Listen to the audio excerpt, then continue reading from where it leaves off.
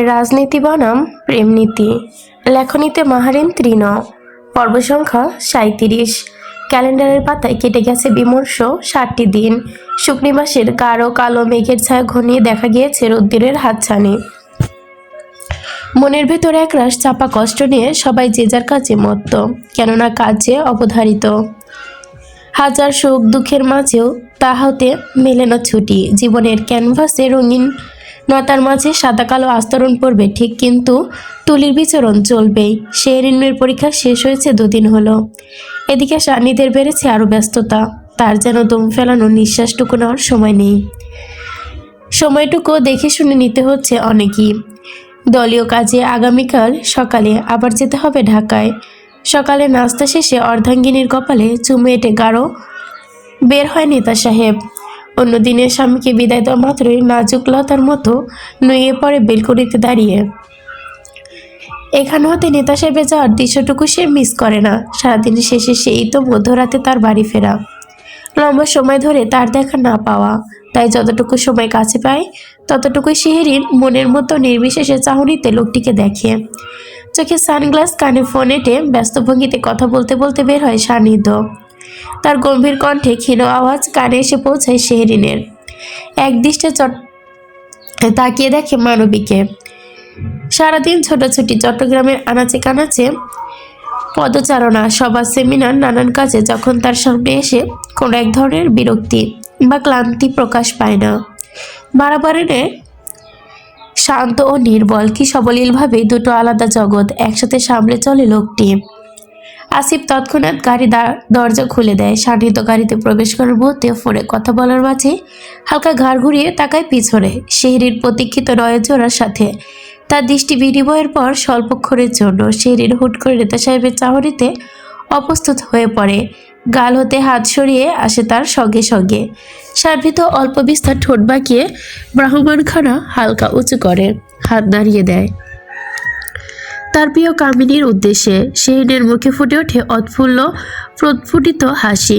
একইভাবে সেও হালকা হাত নেড়িয়ে বিদায় দেয় তার নেতা সাহেবকে। চোখের পালকে ধুলো উড়িয়ে গাড়ি চলে যায় শুকনিবাসের মূল ফটকের বাহিরে। লেগে যায় লোহার গেটের পাল্লা। শুরু হয় আরও এক নতুন দিনের কর্মব্যস্ততা। বৌমণি, খালাম্মা আপনাকে ডাকে। আম্মা ডাকছে? হয়, আজকে দুপুরে রান্না আপনারই করতে হইব। শেহরিন লতার কথা খানিক বিস্ময় হলেও স্বাভাবিকভাবে নেওয়ার চেষ্টা করে। সানজিয়াপুর সঙ্গে ঘটা সেই দুর্ঘটনার পরদিন হতে এক নিমিষে সবকিছু কেমন বদলে গিয়েছে। বাসার পরিবেশের সঙ্গে বদলে গিয়েছে দুটো মানুষের সম্পর্ক, আচরণ। শাশুড়ি মা তিথি ভাবির প্রতি তার বিরূপ মনোভাবের কারণ ঠহর করতে পারে না। কথার মাঝে আঘাত দিয়ে যেন কথা বলাটা এখন নৈত্যনিমিত্তিক ব্যাপার হয়ে ঘটেছে। তবুও শেহরিন চুপচাপ সবকিছু সহ্য করে আসছে। এসব সে মনে ধরে রাখতে চায় না। যেহেতু সাংসারিক কাজকর্মে অপটু, তাই কথা শোনাটা সে খুব বেশি অস্বাভাবিকভাবে নিচ্ছে না। আম্মা বা তিথি ভাবি কি কিচেনে থাকবে না আজকে? না, কইছে আজ সম্পূর্ণ কিছু আপনারই করণ লাগবো।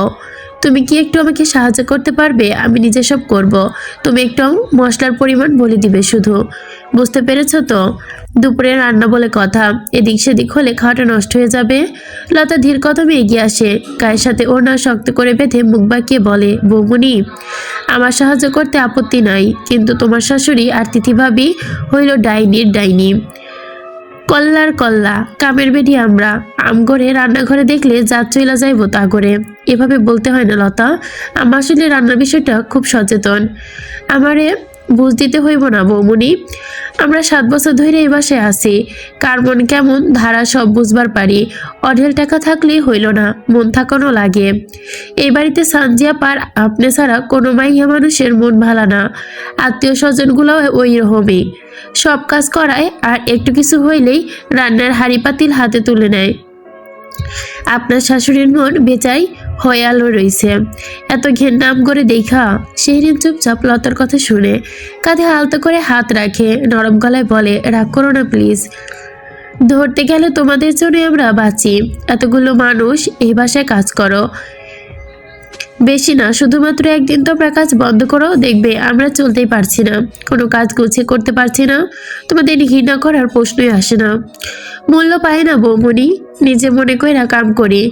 একটা জিনিস নষ্ট হইলেই দেই না, তাও পান থেকে চুন পান থেকে চুন খসলে আমগরে গোষ্ঠী উদ্ধার কইরা দেয়। বাদ দেন আমগের কথা। আচ্ছা আপনারে কই তিথিভাবে এত কথা শোনাইলো, আপনার শাশুড়ি মা আপনার শিক্ষা নিয়ে কথা তুললো, আপনি চুপচাপ সব হজম কইরা নিলেন জ্ঞান, একটা কথাও কইলেন না।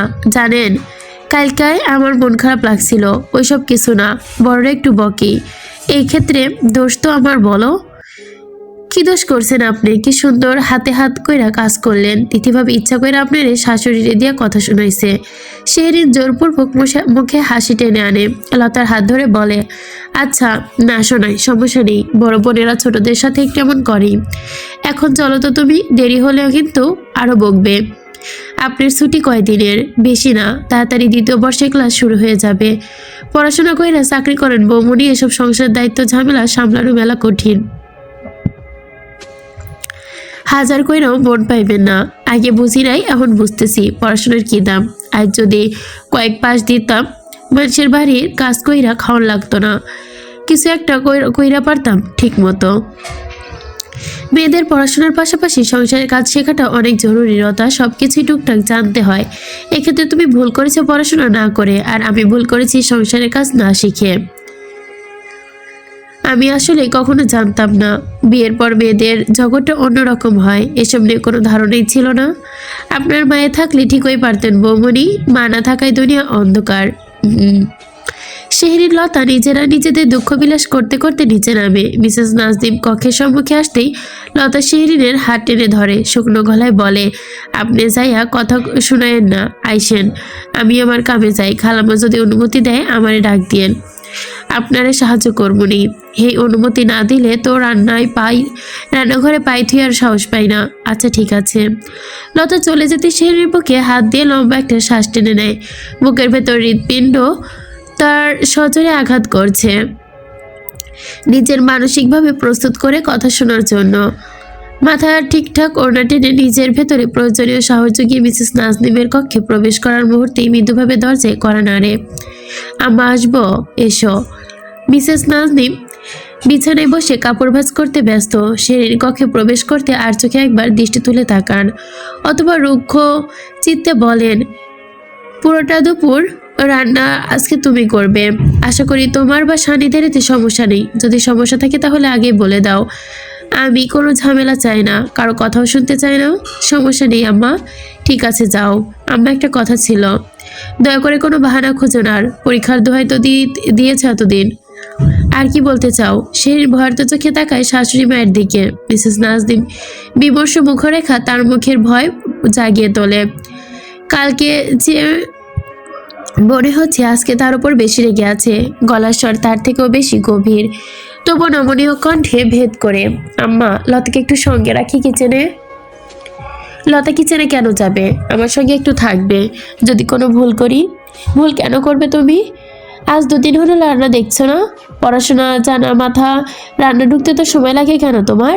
এত আহ্লাদি আমি বরদাস্ত করব না। যা করবে সব নিজের হাতে করবে। মেনু সব কাটা বাছা আগে থেকে করে রেখেছে, রান্নাটা শুধু নিজ হাতে করবে। এতটুকু আবার লতাকে ডাকছো কেন? তুমি সত্যি সংসার করতে এসেছো তো, নাকি এমপির বউ হয়ে পায়ের পর পা তুলে হুকুম জারি করতে এসেছো? আম্মা লতা কিছু করবে না, শুধু মশলার পরিমাণটা একটু দেখিয়ে দিবে। তাহলে লতাই রান্না করুক, তোমার কিছু করতে হবে না। যাও গিয়ে ঘুমাও। আমার ভুল হয়েছে তোমাকে রান্না করার কথা বলে। কপাল করে একটা বউ পেয়েছি, সংসার মেনে নিতে হবে। বললেই তো ভাববে খারাপ কথা বলছি, কিন্তু শোনো, দুনিয়াতে তোমার মা একা মারা যায়নি, দুধের শিশু রেখেও অনেক মা মারা যায়। অনেক মেয়ে শুধু মা ছাড়া বড় হয়, সব কাজ শেখে, এক্ষেত্রে ইচ্ছেটা লাগে। এই এক দোহায় আর কত দিবে? জীবনে কখনো দুহাত নেড়ে খেয়েছ?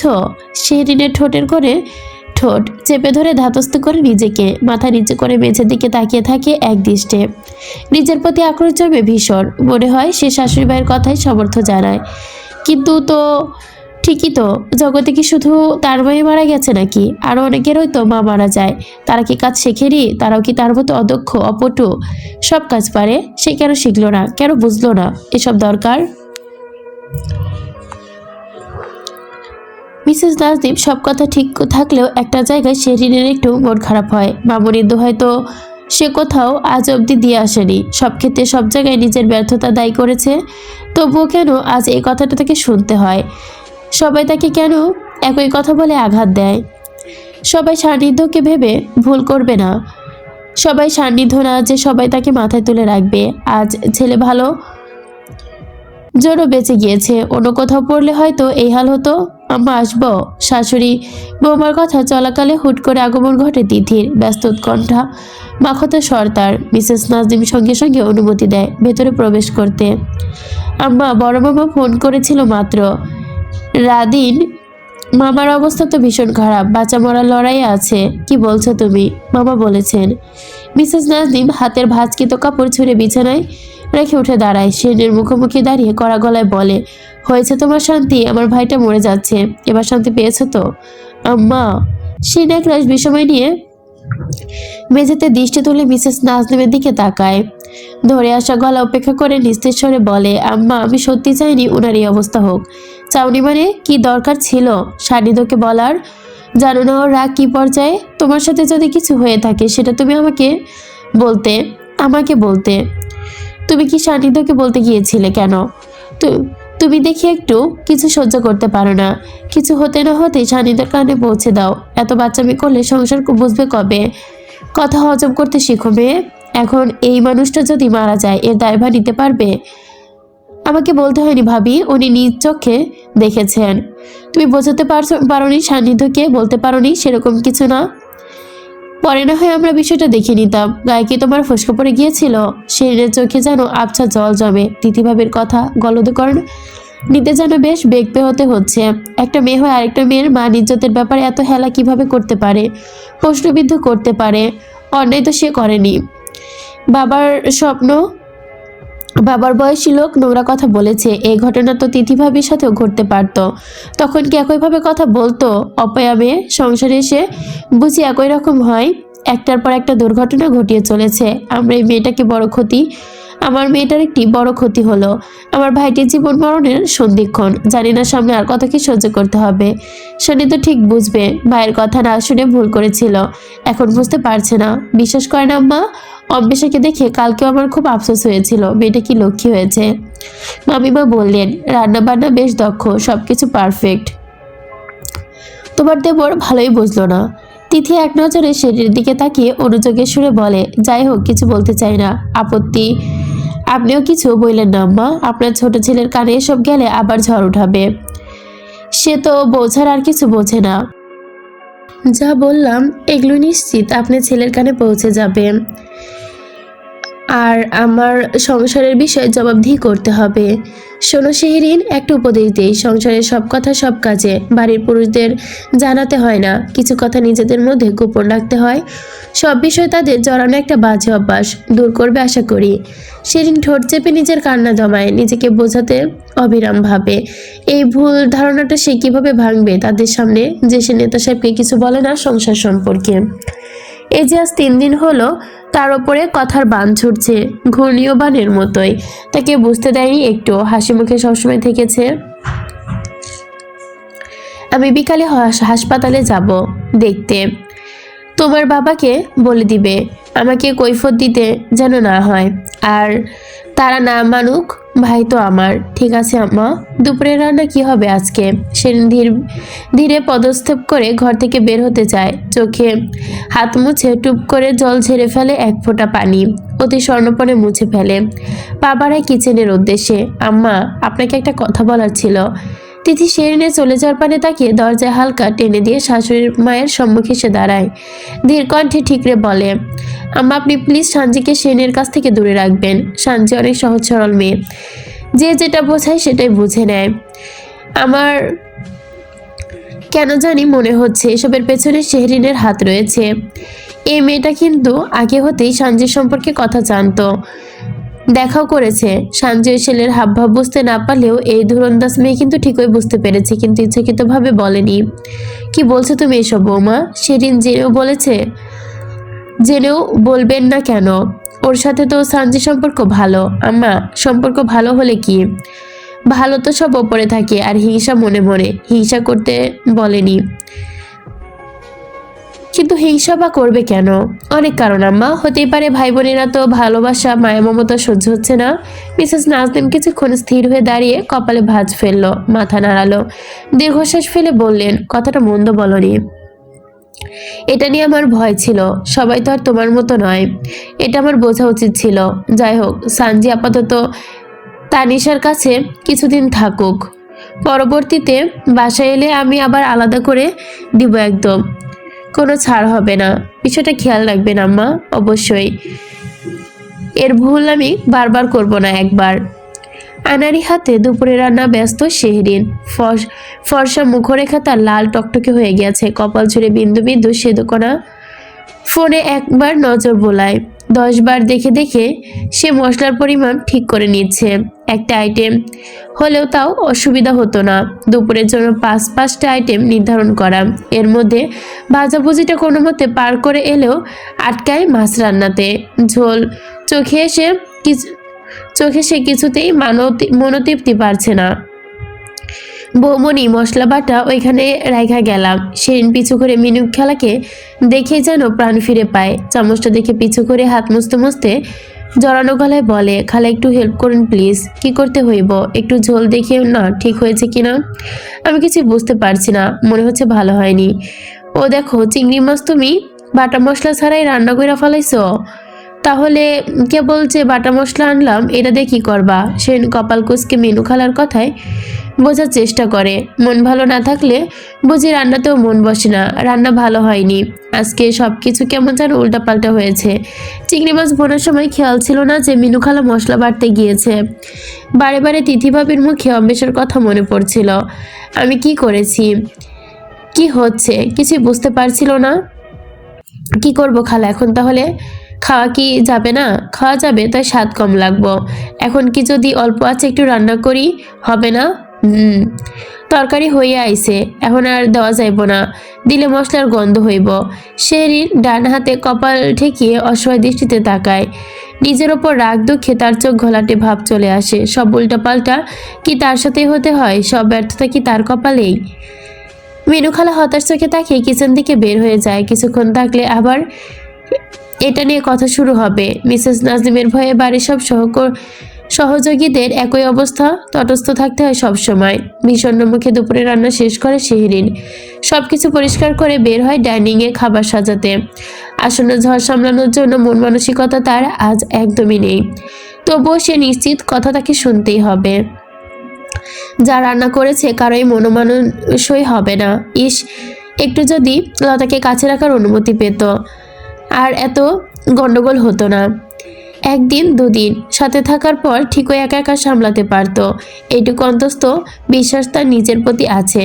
ভালোভাবে শিখিয়ে বুঝিয়ে দেয় সংসারের দায়িত্ব। তিথিভাবের মতো দক্ষ হয়ে উঠতে তার সময় লাগবে না। হয়েছে রান্না? জি ভাবি। আজকে কি আমার বৌমা রান্না করেছে নাকি? জি বাবা, আজকে আপনার ছোট বউ রান্না করেছে, দেখুন খেয়ে কেমন হয়েছে।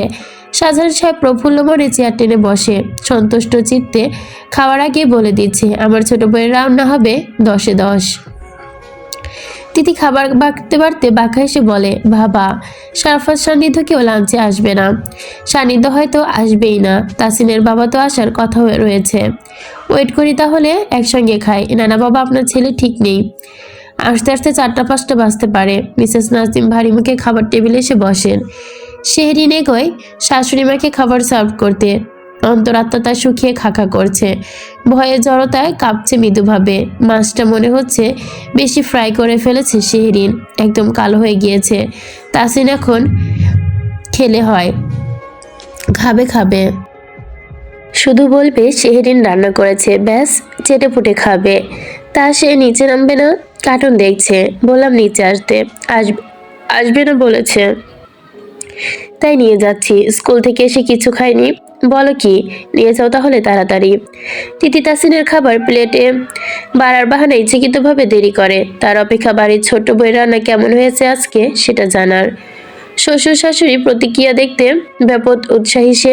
মিসেস নাজনীন এবং শাহজাহান খানের মুখে এক এক লোকমা তুলতে কিছুটা ধীর গতিতে গিলে ফেললেন খাবারটা।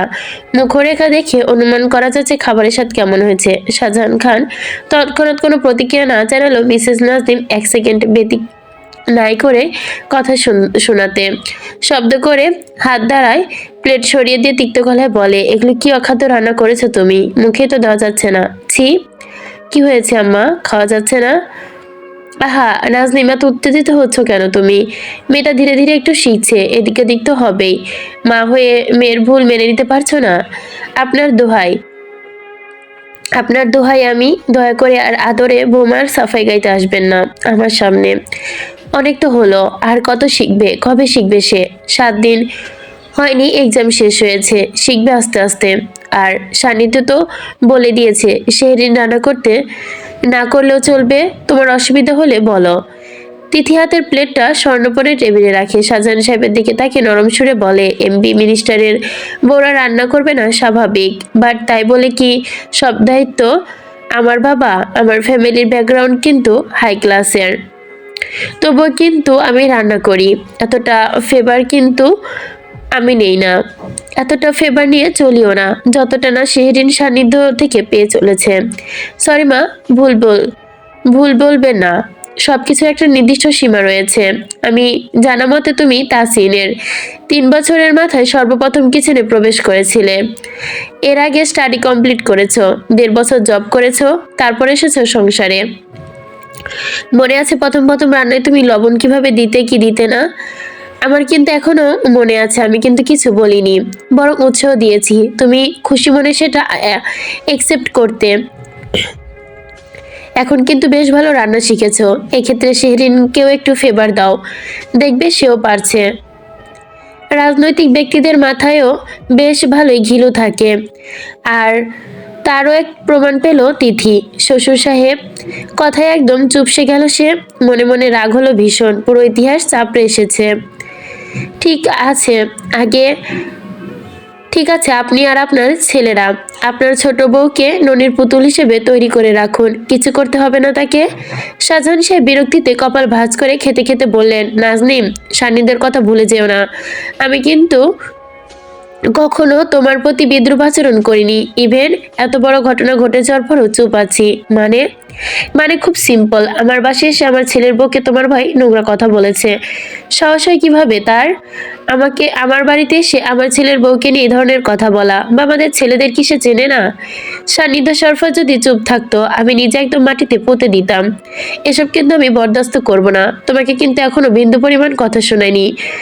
ভুলে যেতেও তোমার ভাই, তাই তারও একমাত্র কথা শোনার প্রাপ্য।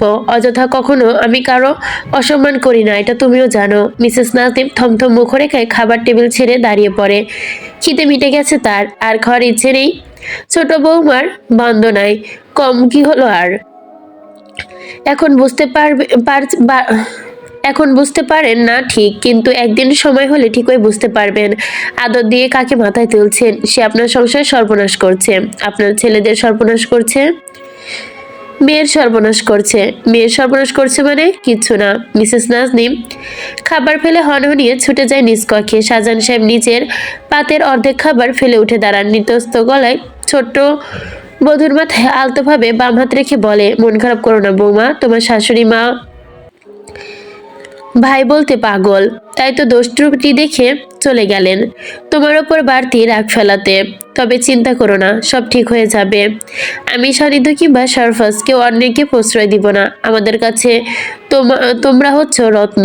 শেহরিন মেঝেতে দৃষ্টি নিবদ্ধ করে ধীর বেগে মাথা নাড়িয়ে সায় জানায়। গলার ভেতরে সম্পূর্ণ কান্না থেমে গেছে তার, দলা পাকিয়ে আছে, শরীর মৃদুভাবে কম্পিত হচ্ছে, প্রলোভিত নিজে সে তটস্থ করছে। শাহজাহান সাহেব চলে যেতেই তিথি শব্দ করে প্লেট রেখে টেবিলে গলার স্বর্ণা মেয়ে লতাকে ডাকে, কি হয়েছে বৌমনি?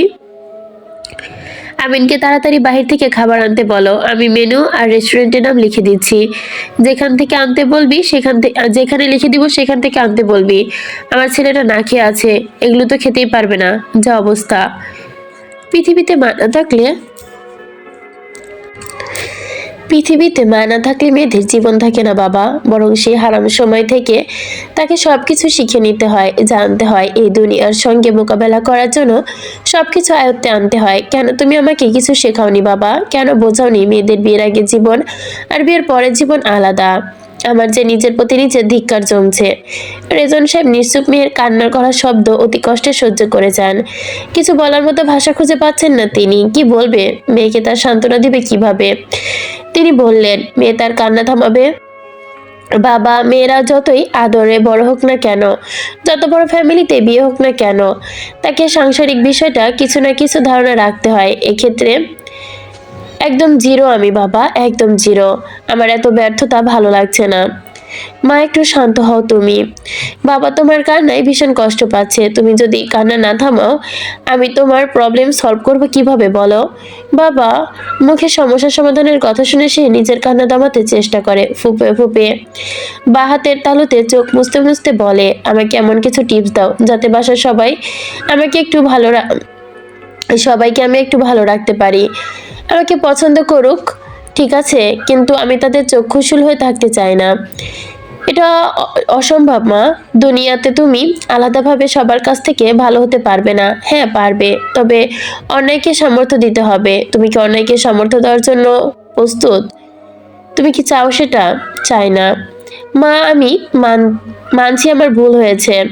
আমার উচিত ছিল তোমাকে টিনেজ থেকে এ সম্পর্কে একটু ধারণা দেওয়া। এক্ষেত্রে আমি ব্যর্থতা মেনে নিচ্ছি, কারণ আমি যেহেতু চেয়েছিলাম তুমি একটি সুন্দর জীবন দিব এবং সুন্দর একটি সংসার হোক, সেক্ষেত্রে এসব সাংসারিক কথা আমি তোমায় মাইন্ডে ঢুকাতে চাইনি। আমি অজুহাত দিব না, তবে আমি ভীষণ অসহায় ছিলাম মা। আমি একসাথে সবকিছু সামলে উঠতে পারিনি সেই সময়।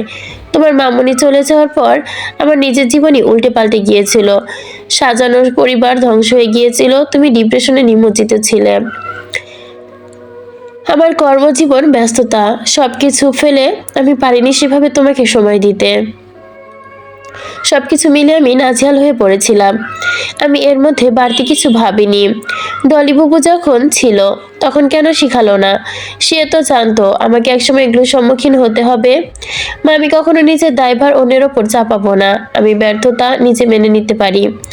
আমি নিজের সম্পর্কে যেহেতু তোমাকে সচেতন করতে পারিনি, তাহলে কেন অন্য কারো ওপর আশা করব? মূল দায়িত্ব তো আমার ছিল। তোমার না বাবা, আমার। তুমি আমার বেস্ট বাবা। রেজন সাহেব মৃদু হেসে মেয়ের কথায় নরম স্বরে বলেন, আচ্ছা আমাদের বাপ মেয়ে দুজন কেমন?